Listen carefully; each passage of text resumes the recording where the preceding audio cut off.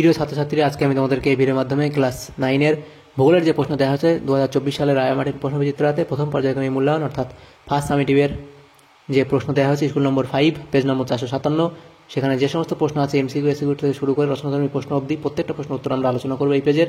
তো ভিডিওটা অর্থাৎ এই স্কুলের 5 নম্বর স্কুলের, তো এর আগে যে স্কুলগুলো ছিল সেগুলোরও আমরা প্রশ্ন উত্তর অলরেডি চ্যানেলে আপলোড করে দিয়েছি। তো চাইলে তোমরা সেখান থেকে সেই প্রশ্ন উত্তরগুলো দেখে নিতে পারবে। এবং আজকে দেখো 5 নম্বর যে স্কুল, সেখানে যে স্কুল প্রশ্ন দেওয়া হচ্ছে 5 নম্বর স্কুলের, সেগুলো আমরা এখন আলোচনা করব।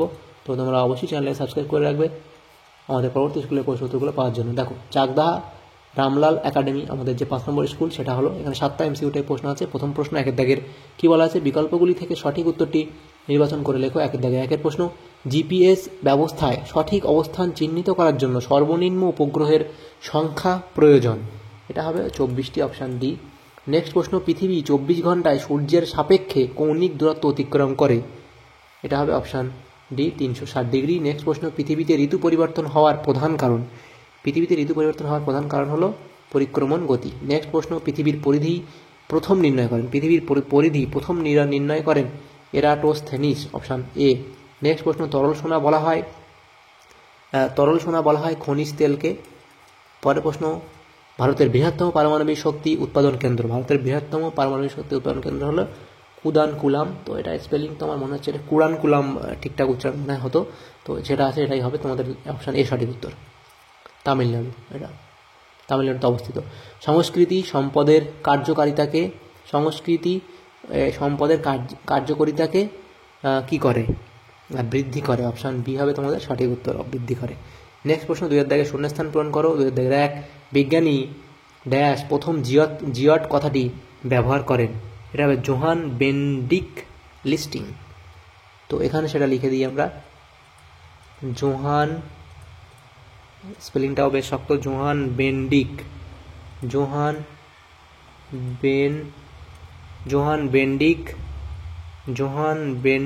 লিস্টিং। আচ্ছা, দ্বিতীয় প্রশ্ন, ড্যাশ সর্বপ্রথম সূর্যকেন্দ্রিক মহাবিশ্বের ধারণা প্রবর্তন করেন। এটা হবে Copernicus.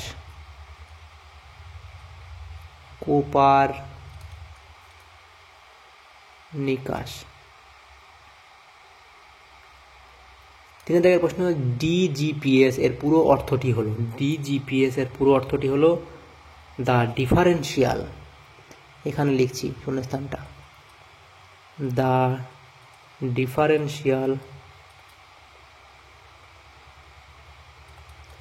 Differential global positioning system.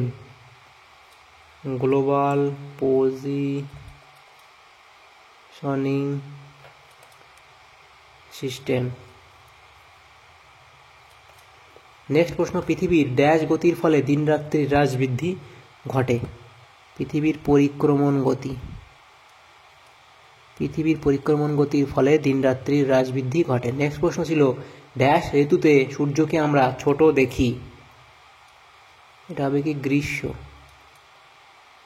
গ্রীষ্ম ঋতুতে সূর্যকে আমরা ছোট দেখি। পরের প্রশ্ন কি ছিল, হিমাচল প্রদেশের মণিকরণ ড্যাশ শক্তি উৎপাদনের সম্ভাব্য কেন্দ্র। এটা হলো ভূতাপ শক্তি উৎপাদনের সম্ভাব্য কেন্দ্র হলো মণিকরণ। আচ্ছা, নেক্সট প্রশ্ন, ওপেক এর সদর দপ্তর অবস্থিত কোথায়? এটা হলো ভিয়েতনাম।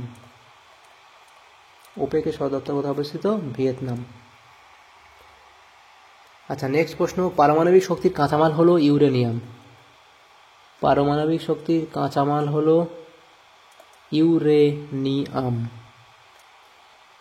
নেক্সট প্রশ্ন, ক্রায়োলাইট হলো ড্যাশ সম্পদ।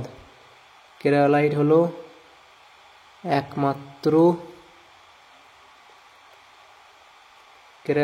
একমাত্র লভ্য সম্পদ। তাহলে এখানে শূন্যস্থান পূরণগুলো হয়ে গেল আমাদের। এর পরের যে প্রশ্ন সেটা আমরা দেখে নেব 3 এর দাগের প্রশ্ন। 2 এর দাগ অবধি কমপ্লিট।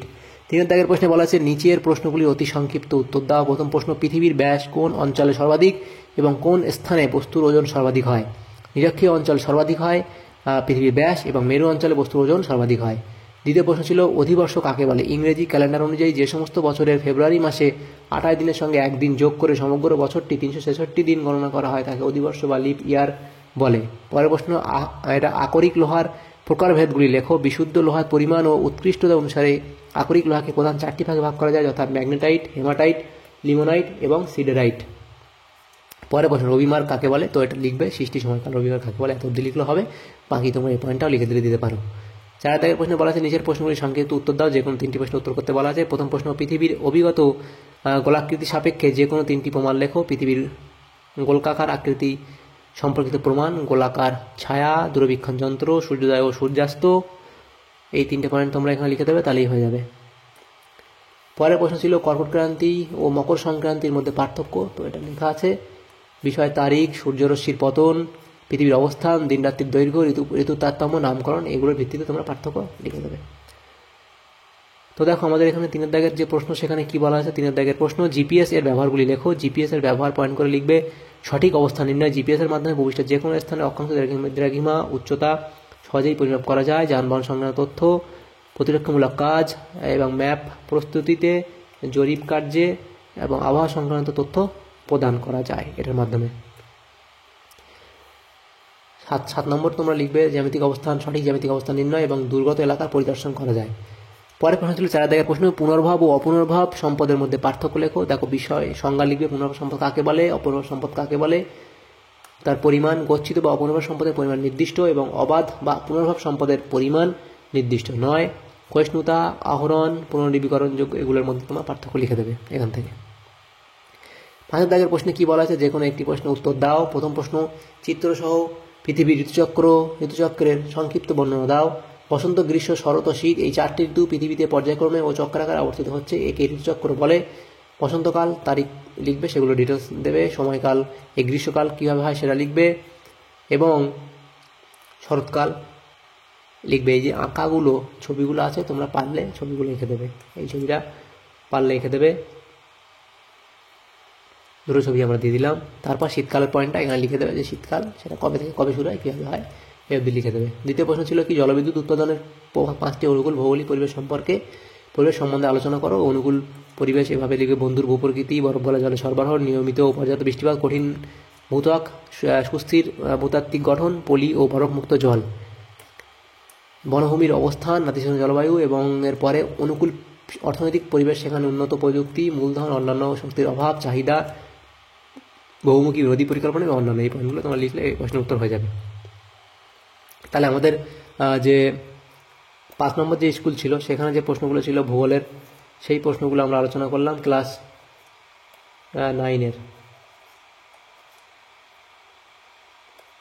আচ্ছা, ক্লাস 9-এর যে ভূগোলের প্রশ্নগুলো ছিল 9 নম্বর স্কুলের, সেগুলো আমরা আলোচনা করলাম। 5 নম্বর স্কুলের যে প্রশ্নগুলো ছিল সমস্ত প্রশ্ন আলোচনা করলাম। ভিডিওটা যদি তোমাদের সামান্যতম উপকার এসে থাকে তো অবশ্যই এটা লাইক করবে। Thanks for watching.